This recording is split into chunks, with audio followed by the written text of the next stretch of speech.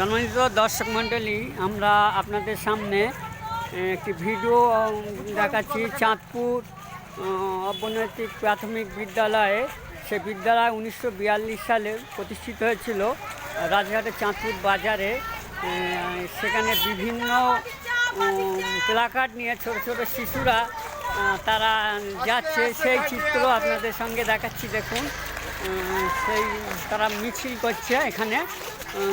Sir, এটা মূলত আপনারা কিসের জন্য শিশুদের নিয়ে মিছিল করছেন?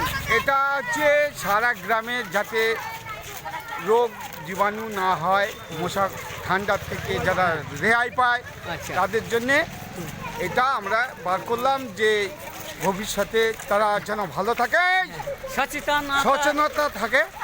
আর গ্রামের লোককে বলছি তারা যেন পরিষ্কার পরিচ্ছন্নতাভাবে থাকে, এইটুকুনি বলে আমার বক্তব্য শেষ করছি। আচ্ছা আচ্ছা, কোন স্কুল এটা? Chandpur primary AP school.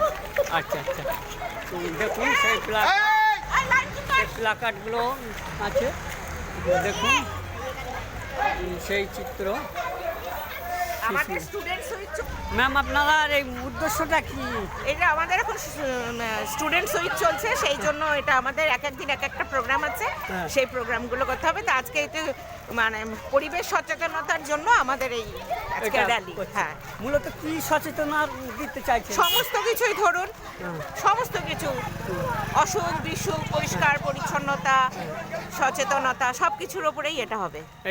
আচ্ছা, মূলত চাঁদপুর প্রাইমারি স্কুলে তারা গ্রামে যে পথ পরিক্রমা করছে, যে পরিবেশ সচেতনতা শিবিরের, পরিবেশ যে পরিষ্কার পরিচ্ছন্ন রাখার জন্য তারা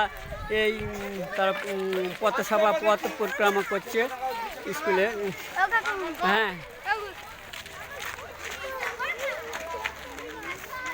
দেখুন সেই চিত্র আপনাদেরকে দেখাচ্ছি। চাঁদপুর প্রাইমারি স্কুল কচিকাচারা, দেখুন দেখুন পরিষ্কার পরিচ্ছন্ন, ঝোপঝাড় জঙ্গল মশা বিভিন্ন পরিষ্কার সচেতনা শিবিরের তার আয়োজন।